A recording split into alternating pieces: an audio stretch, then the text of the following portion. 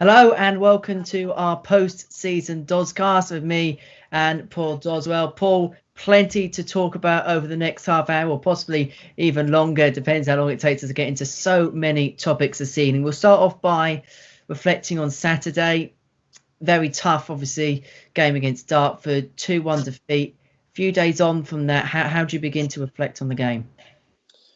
Obviously very disappointed for the club, disappointed for the supporters. As I said, there's got to be a dose of reality that gets put into the performance for me. Not having played for 4.5 months, having had the opportunity taken away from us, potentially to have seen the season out. It's been very, very unusual. But to be honest, I woke up Sunday morning. It was always going to be a 50-50 flip of the coin. The decision to send Josh Taylor off, I thought was extremely harsh. And even more so having looked back at the video. He's been fouled in the back of his calf and then pushed in his back by the player. He's literally flicked out his right foot, not even close to where the player was stood. Now, a good referee would have gone running over, or walked over and given him a yellow card and told him not to be silly. A poor referee goes running over there at 100 miles an hour and makes a stupid decision. So, people will say that's, again, is that an excuse? No, it's not an excuse. The same way as Danny Kedwell got sent off against St Albans, and if he hadn't have done, we'd have won that game. That would have put us level with Wealdstone. So there's loads of things that go on, and that was always likely to happen to any of the teams that play in a playoff game. I'm very, very proud of us as a club and me as an individual and York to get the games on. Mm-hmm. And people are laughing at us at the minute. There's plenty of people on Twitter laughing that we went, and us and York went and got the games on. But you know what? From my point of view, EU last longest. And all it's made me is even more determined for next season. It's made me more determined to win the league next year if we can.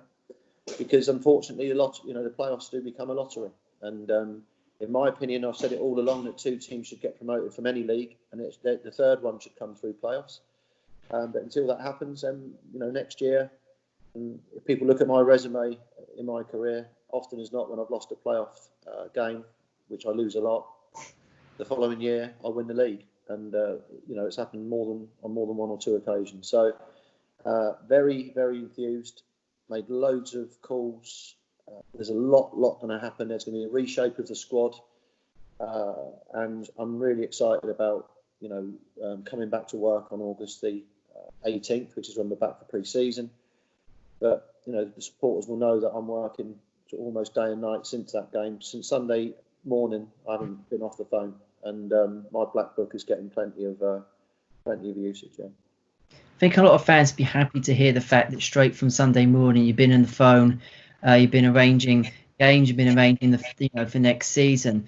After a result like that, fans will quite obviously be deflated. It was a massive game and we didn't get the result that we wanted. And the one thing that we've spoken about before coming on air is the determination that you've got to come back, not just win, to go and actually win it. Hopefully this time round. Yeah, listen, we when I first came to the club, I was coming into a club that had just been relegated, and a club that we had to, because of the change of training schedule, we lost a lot of the players from that relegated squad. We put together a brand new team. It was a team packed with experience. It was a team that would have and probably should have been good enough to win that league, and we don't know if we would have won it or not. So I can't criticise the players, because we're the only unbeaten away team in England in the first 6 divisions. That in itself showed the character of the team.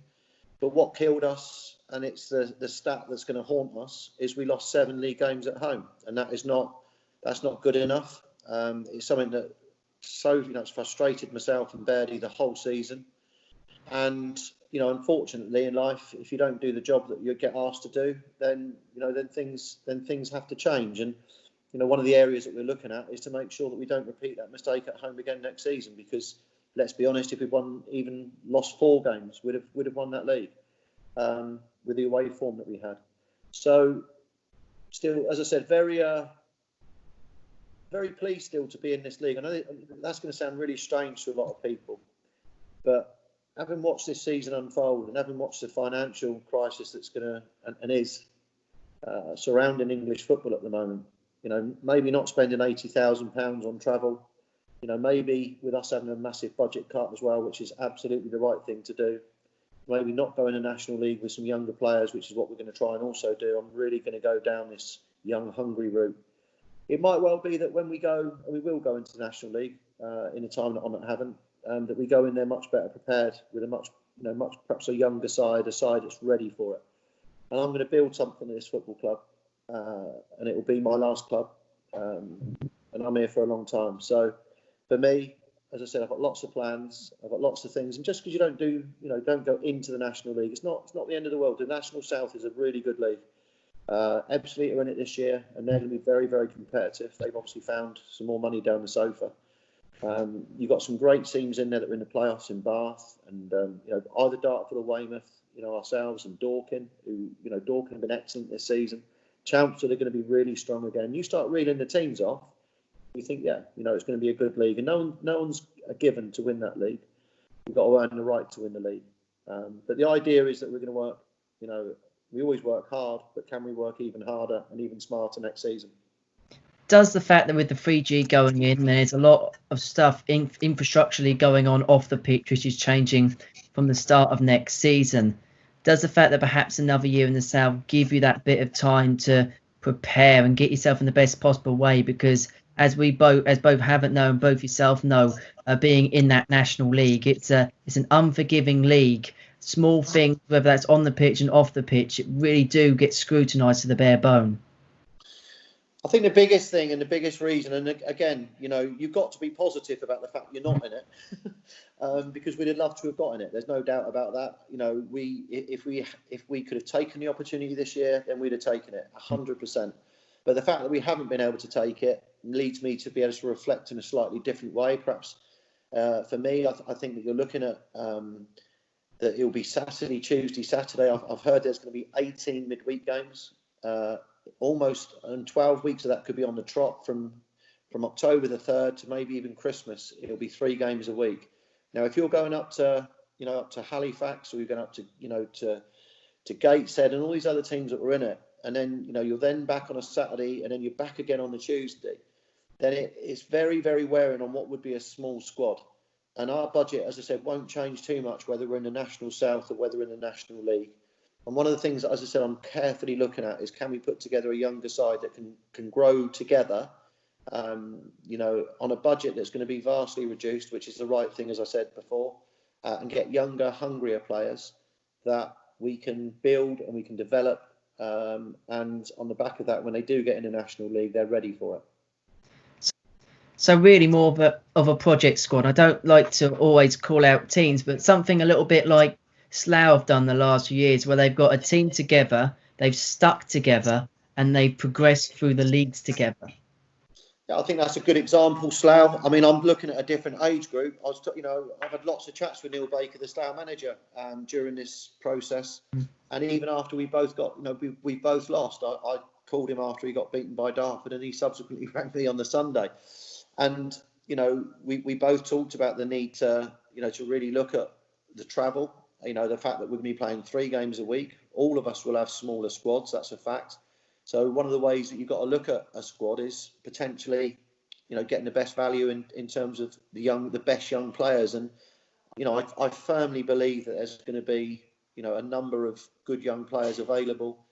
I've already spoken to many of them over this past couple of days. We're putting our hat in the ring with some people that you think we shouldn't be able to get. But for me, it's a great chance to talk to people, convince them of the project. As an example, telling young players what I've just done with Jonah Ayunga, and that we've got him into league football, and trying to, ensure that Havant are seen as a club that a young player would want to come to because he feels his career could be progressed back into the Football League.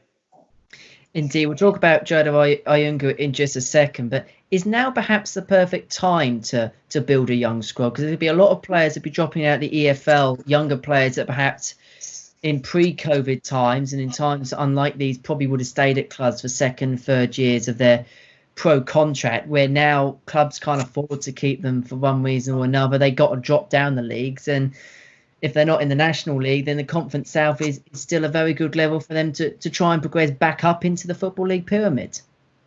I think when you see Dorking going to Stockport last year and beating them 4-0 away, and a lot of the Conference South teams won in the FA Cup against National League opposition, the actual difference between the two leagues, the top 8 or 9 of the Conference South could cope comfortably, and that's why I like the Conference South. I think it's a better league than it's ever been. From our perspective, it's about developing 5 or 6. That's what we're looking to do. We're going to rent a house within 5 miles of the ground. We're looking to give 4 or 5 contracts to the best young players that are being released by professional clubs as well, all the ones that we feel impress us. So the first 3 weeks, it's very different to last season. I had to get an experienced team that I thought could get us out of the league. I'm going down a very different path this season. I'm going to get some young, hungry players and see if we can develop into first-team players. It won't be instant, and supporters will have to be patient at times with them. But let's not forget that we've still got the likes of Wes Fogden, Josh Taylor, Sam Magri, Ross Warner, Benny Reid, Anthony Straker. There's plenty of players there. Tommy Wright, who's a fantastic signing for us. I can't wait for the Haven fans to see him play. And and then mixed in with plenty of other experience, Betsy Gomez, and there's enough experience in that team. And what I've got to do is add 5 or 6 players that are going to push those experienced players to get into the team, be hungrier, and be as hungry as they can to progress this football club. And that's the new plan. It's the new thing that I want to do, and I'm really looking forward to it. Sounds very exciting. I suppose what it also does for the older pros, it gives them almost like a protege to some extent, to kind of give them advice and things like that, but also young person, they'll be hungry to try and impress. They want to try and get rid of the old guard and try and take their places. So there'll be a really healthy competition between the young and the old heads in the team. Yeah, I can't think of a better example than someone like Wes Fogden. If I'm a young player and I'm coming into a football club and I see Wes's professionalism and the way that he goes about training, and that actually goes for almost all the players that I've just mentioned. All the players at the club this year have been so professional. They've trained well, and I think young players can only benefit from that. But as I said, we're going to reshape the squad. It needs to be done. It was a nearly season for us. I'm not criticising what we did this year because we could have gone on and won it, but it was a could have. We didn't win the playoff, but ultimately the stat that will stick in my throat for the summer, if anything's going to upset me when I think about last season, it'll be losing 7 league home games. And I've never lost 7 home games in my life in a season, so that won't happen again. It can't happen again. And I'll make sure that the personnel that comes in is good enough to finish those simple chances that we missed last year. And I'll also have a team that will be, as I said, right at it from day one. Someone who certainly took his chances when it came was Jonah Wayunga. He's got his move into the Football League with Bristol Rovers. For Jonah, it's absolutely fantastic for him. His chance to play EFL football, and he is going to have more than his chance there as well. Yeah, Jonah's a prime example of someone that came into me 2 years ago. Hadn't played any senior men's football, had suffered a serious injury, and in fairness, his first year at Sutton was very hit and miss. Some people rated him, some people didn't, and I sat him down at my house in the summer and I told him what I felt he needed to do and how hard he needed to work, and I've got to say he took every word on board, and for me at times he was a cut above anybody else this year on the pitch. His hard work and determination, coupled with some ability, by the way, deservedly got him the Golden Boot Award, and certainly, he got the move that he deserved, and that's a massive thing that I want to try and get over to everybody. It's not a bad thing that Jonah Younger's been sold by the football club. It's a good thing. If I'm going to attract the best young players to this football club, we have to give them a pathway back into league football.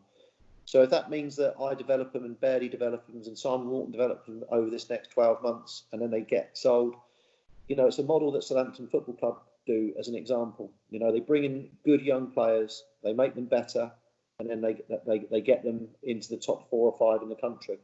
And my ambition over this next few years is that we get the best youngsters come to this football club because they know they'll be given the chance.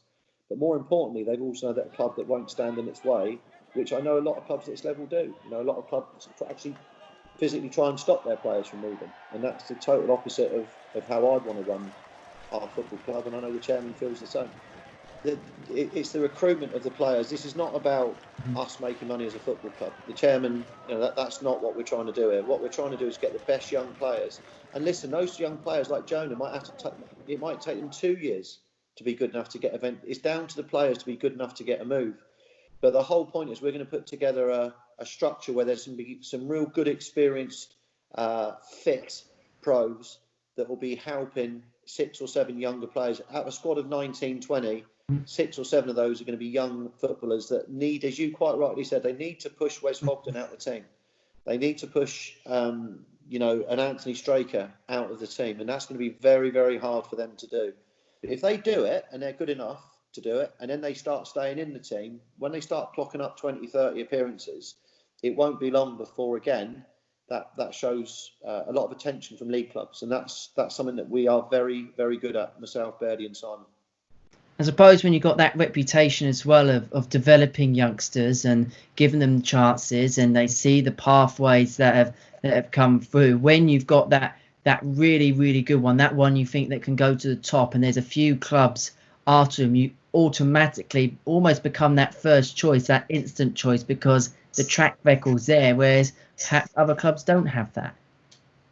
Yeah, I mean, listen, you've only got to sort of, when I saw Max Biamu, Max Biamu went from Sutton to Coventry and has done very, very well. Rory Deacon had the year with me, and he got sold, and he did very, very well up in the Scottish Premier League. So, the list goes on of players that we've got hold of and have improved. And, that's my big thing this summer, is talking to all the players, all their agents. They've been released. They're going to be disappointed at the moment, being 21, being released. But my view is it's a very small step backwards, and I'll get you 2 steps forwards. And I've got to say, in amongst 1 or 2, really good signings that I'm lining up as well. It's got some really exciting people that I'm talking to. If I get 1 or 2 of the ones that I'm talking to, they're certainly not coming here for money, because, as you know, the budget's been cut. But they're here because they perhaps want to try and win a league. And there's players, even at 30, that haven't won a league in their career. So I've got some really exciting conversations going on at the minute. It reinvigorates me every summer to put together and it will be, 6 or 7 new signings, 8 new signings. The supporters will be excited because they're going to wonder who's being signed. And, all I can say to our supporters is, we're going to be bringing in some really good players that are hungry for success, hungry to try and win a league title. And it will never be for the lack of trying. And that's got to be your aim. If you aim to win it and you finish second, so be it. But, I thought we had a fantastic season. And I see a few bits on Twitter, and as I said, all it's done really is make me even more determined, because they can laugh at my expense, no problem. Broad enough shoulders for that. They can laugh at the club's expense, but ultimately, this club's going to be around for a long time, and the supporters are always here for the longest. And I can guarantee them that during my time here, it'll be hard work, successful, and they'll enjoy it, and we can have a good ride together. Let's go on to next season. We'll talk about the boring off the field bits in just a second, because there's still plenty to talk about even at this stage. But let's talk on it. As you said, young players is going to be the real focal point of it. And I suppose it's strange because there's no one coming up into the league. So you won't get someone like a Dorking who really want to go, or Weymouth that go up and then try and go up again. But you've got sides there that probably want to try and reprieve themselves a little bit from disappointing seasons last time out. I think the 2 that would be majorly disappointed for me would probably be Chelmsford, knowing what budget they had, which was similar to ours, and I'd say Dulwich Hamlet, which was also similar to ours. Dulwich Hamlet were full time. They had a fantastic squad of about 25 players at one point.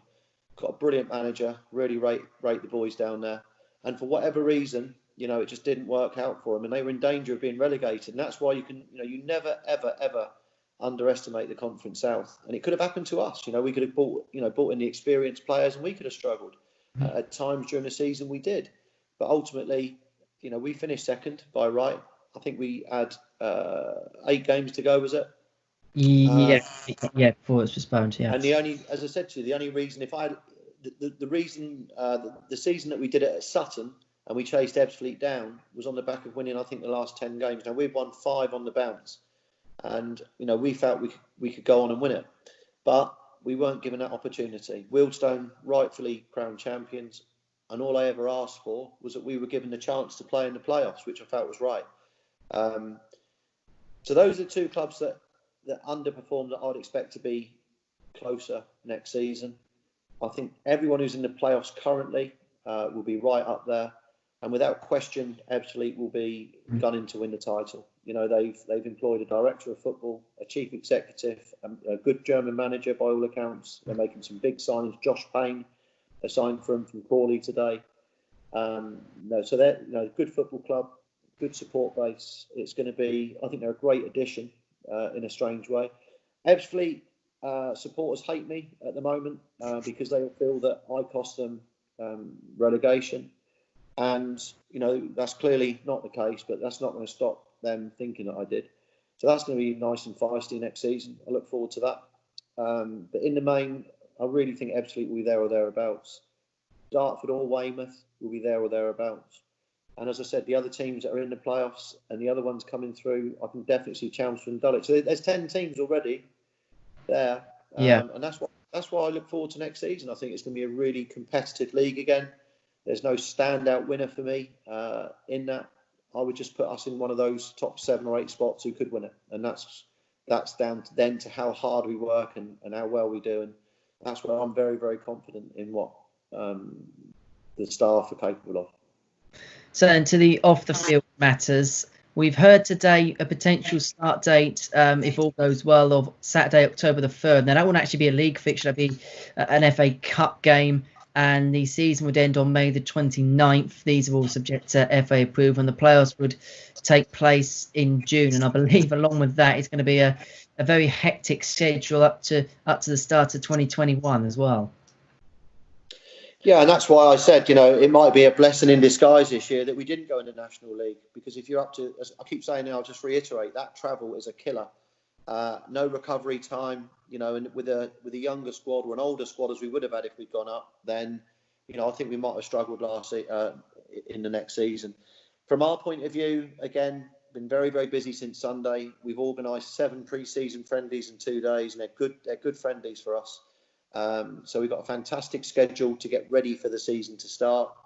I've been told that potentially our league season might start on the Wednesday before the FA Cup game, so that we've at least had one league game before we're thrown into what is for our football club a massive game, because it's financially worth so much money. But if we don't, then we've got Boreham Wood on the 26th of September as our last pre-season friendly on the Saturday away.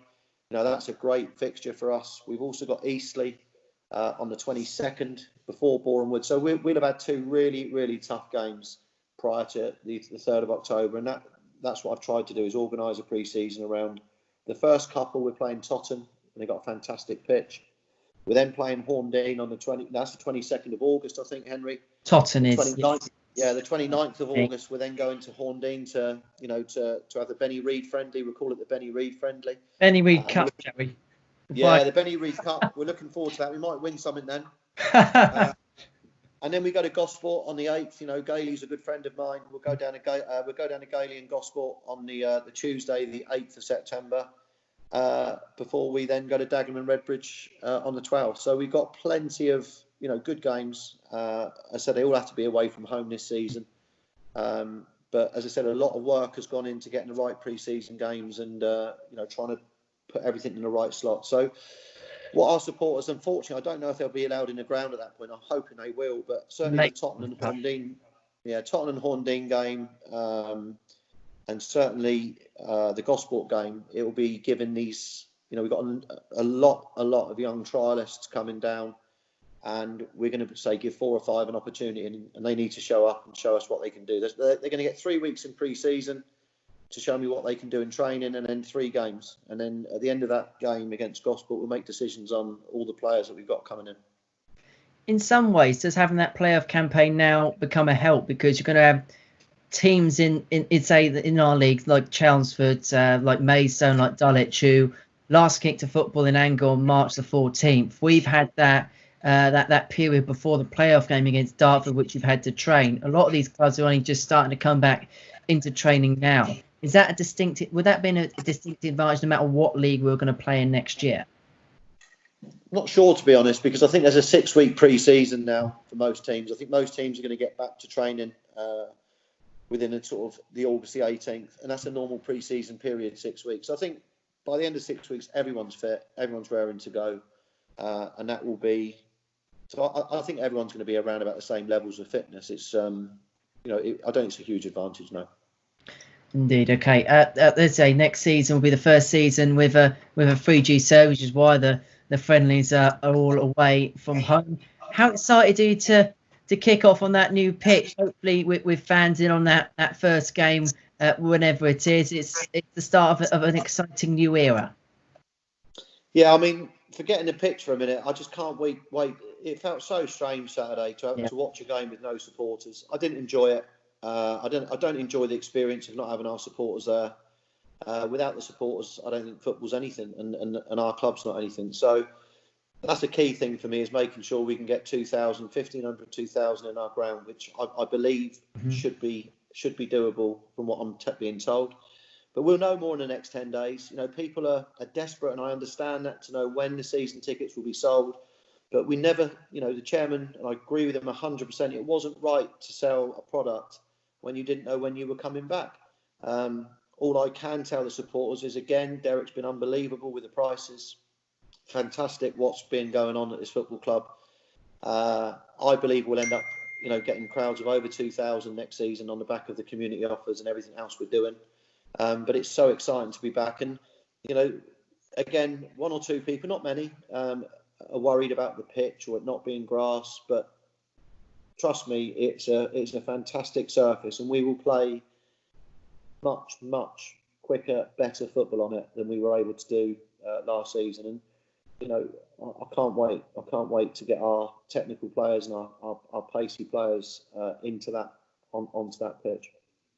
I suppose it'll favour us as well, because there was times on that pitch last season, again through no fault of anyone's, it's just the way the pitch lies on top of the watercress bed, that it picked up quite quickly, it slows down quite quickly. I think we saw bits of that actually during the game on Saturday. So having that clear pitch, all year round, there's not going to be any divots, no molds on there. We can play the style and brand of football at home we want to play all year round. I think it takes out your excuses.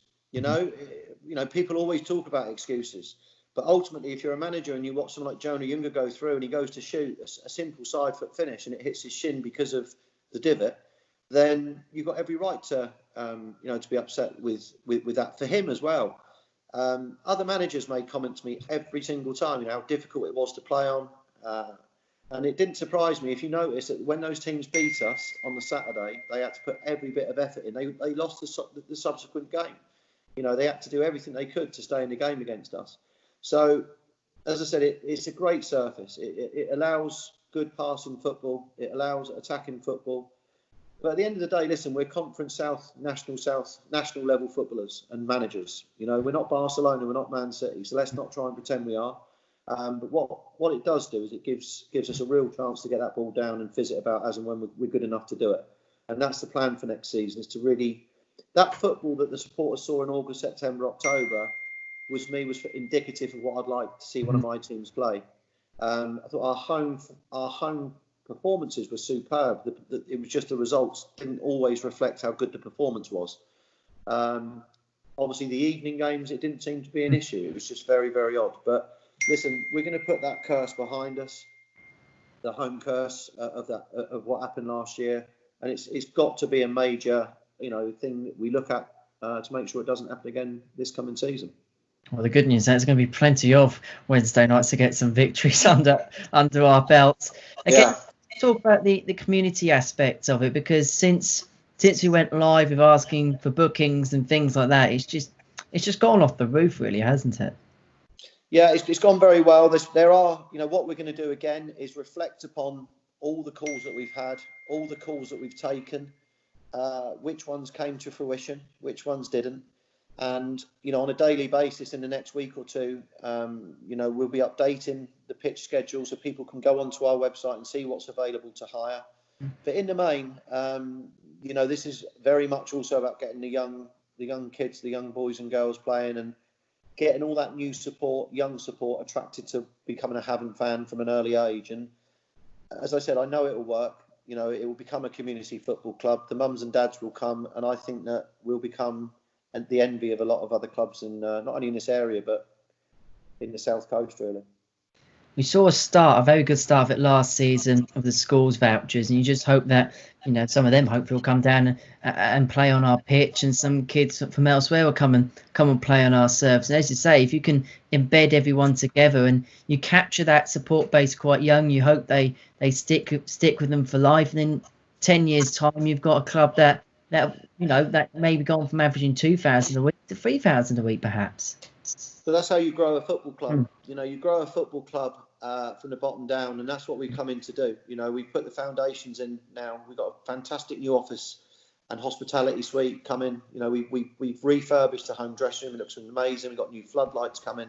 There's a load of foundations that have gone on in the year that I've been here. And like I said, you don't always have to get to the top of the building straight away. And for me, as I said, once the club's ready, get the crowds right, the community side right, we're in the National League. Let's not be frightened of relegation. Let's be a side that can go in there and actually compete. And who knows? You know, who knows if one day that we don't then go and get into playoffs in National League and look for League Two football. You know, there is an ambition, but it's not being funded by an oligarch. It's being funded by really good foundations. Fantastic work, as you know, from the board. You know, new people will come on the board. Made a huge difference. You know, really given Derek a lot of help, with Mark coming on and Stuart coming on. And I just know the club's actually probably in as good a place as it's been for many, many years. And, you know, I'm a supporter. You know, I get upset if we lose a game. I'm a supporter. And, you know, as supporters, we tend to get upset when we lose, and we tend to go over the top when we win. You know, I totally respect that. I totally get that. And, you know, we have got a real passionate fan base as well. And I've got zero problems with people being passionate and whatever. But all everyone needs to know is I'm working 24/7 to make this a very successful club, not just for now, but for, you know, for the future. And, you know, I'm going to look back at my time at Havant whenever that comes to an end. You know, knowing that I've put in the foundation to turn it into a club that will be sustainable. Won't always have to be reliant on one person, which it has been, if the truth be known.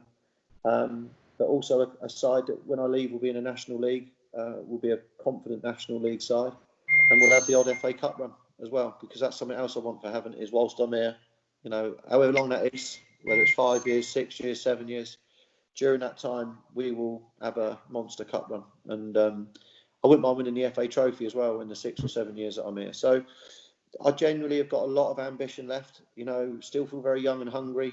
Can't wait to work, as I said, with some different players, younger players. And I feel very invigorated by the whole sort of thing that's coming up for the next 3 or 4 weeks.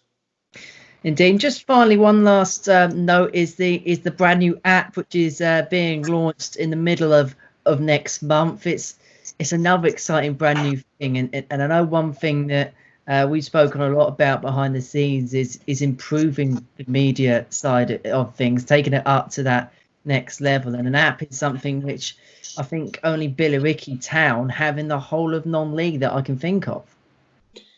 Yeah, as I said, people don't, you know, see or often appreciate the amount of work that's being done behind the scenes. For the last 10 weeks, everyone's been working solidly to improve lots of aspects of the club. Communication was a big one.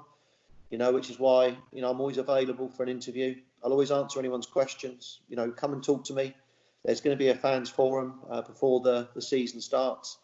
If you want to throw rotten tomato at me, come and do it. Got no problem with that. But that's what we've got to be. We've got to be open. We all got to be together. We've got to be behind each other. You know, we'll have some bad times, and that's when you find out who the real men are. You know, who's going to stand up and be counted. But in the main, we'll have good times here. And you know, we haven't mentioned her yet, but Charlotte Hooper, you know, has come in alongside you on the social media side, and you and her have done I think, an incredible job. You and Charlotte and Mark Pope have put together this app, which I've got to be honest is way over my head, but I'll be one of the first to download it because it gives me all the notifications of games and everything that's happening at the club, and whether that's the darts team, the pools team, whatever it is at the football club, it matters because it's all part of what makes us a brilliant community club. So download the app. I think that's really important. It gives us that brilliant database to get in touch with people and keep you in touch with what's happening at the club. I think historically the club, and by its own admission in the past, has been terrible in terms of communication to the supporters. That's not going to be the case from now on. We've identified how we can improve it. And thankfully, we've got some good young people in the background, that know what they're doing on this stuff. Because I'm a bit of an old dinosaur. But it's been shown to me that, the promote #2, which you obviously got involved with York, incredible reaction to that. And that's going to go down on your CV as one of your great highlights. But how did it ever become, #1 on UK trending Twitter on a Friday night? And that's down to the clever people we have got at this football club. And that's why I know it's an exciting time. We've got good people, passionate people that work really hard, care about the club. And as I said, the harder you work, the luckier you get. And I'll finish off, right? All those people that are laughing and, doing the old gifts to me, thank you very much, because that's just given me another massive boost, really, to get myself going. I think that is the best place to finish it. Paul, thank you very much, as ever, for joining us on this edition of the Doscast. We will have more of these before the pre-season regime starts, so stay tuned. We'll have plenty more of that where it comes on. Thank you very much, though, for tuning in for now. We'll be back again soon. Until then, bye-bye.